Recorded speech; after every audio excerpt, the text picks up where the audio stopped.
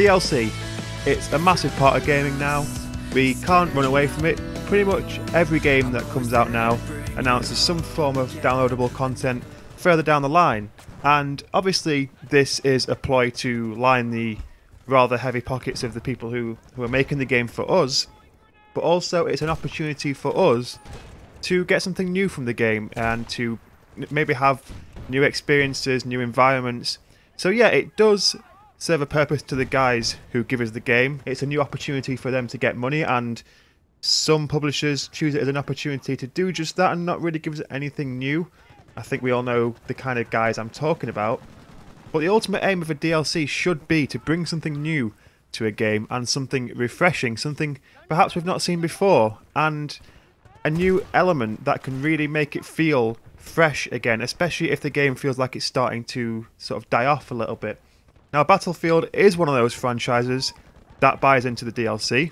The amount of DLC per Battlefield game is quite ridiculous and probably a little bit overpriced. And it got me thinking about what has been the best DLC we've had for Battlefield so far. Now, I did the Battlefield franchise in a weird order.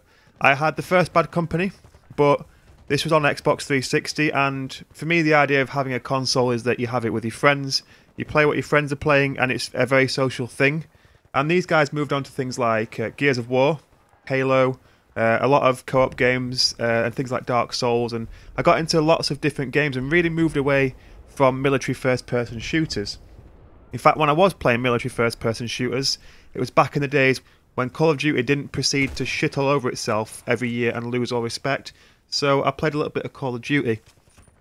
Now, when Bad Company 2 came out, I didn't really bother with it at the time. I did get Medal of Honor, which was made by the same guys and came out the same year, just a bit later on, because I've always been a Medal of Honor fan. But I didn't really buy back into Battlefield until I saw a good friend of mine playing Battlefield 3, and this was close to the end of the cycle. All the DLC was out, and I went back and I got Battlefield 3 Premium, started playing it again and started to really enjoy it, and realised what I've been missing out on as well. Then obviously I got Battlefield 4, and I'll not say anymore, I don't think we can say the same.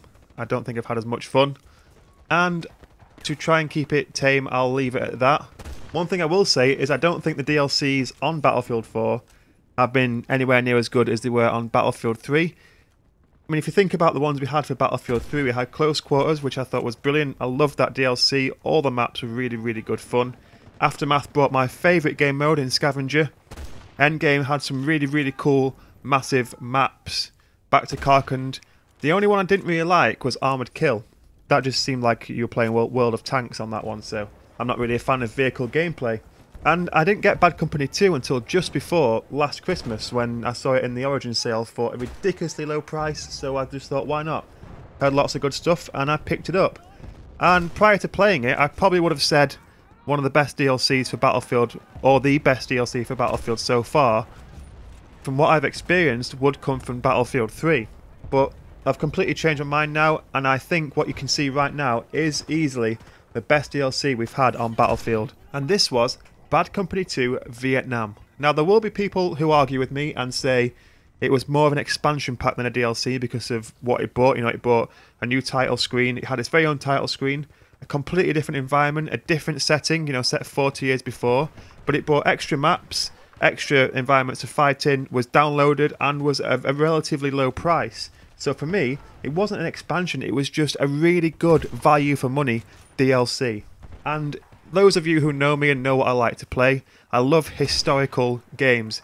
First-person shooters set around a actual historical war. I love World War II games, and this had the same thing. You know, you had the very historic battlegrounds. It's so much more immersive when you're fighting on battlegrounds that you know were once host to real conflict. And, you know, you've got the historic weapons, and it adds something to the gameplay. And obviously with it being in Bad Company 2, you've got the addition of the great Bad Company 2 gameplay. It's not too serious. Gunplay is pretty fantastic.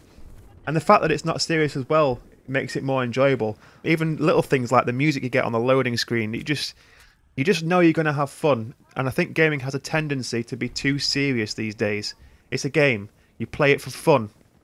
So for me, Vietnam is the best DLC we've had in Battlefield because It completely changed the game. It was something completely different to the main story, refreshed it, brought something brand new to the game, a new environment in a different setting, and it was absolutely fantastic value for money. You don't get that very often now, especially not with Battlefield. I certainly don't think I've had value for money with Battlefield 4. So the true value for money was in the Vietnam DLC. So for me, that is the single best DLC we've had on Battlefield. Nothing else rivals it. It was an easy decision to make after I played it. But let me know what you think as well. Am I talking complete bollocks? If you did enjoy the video, please hit like. Until next time, you guys take care of yourselves, and I hope to see you all very soon.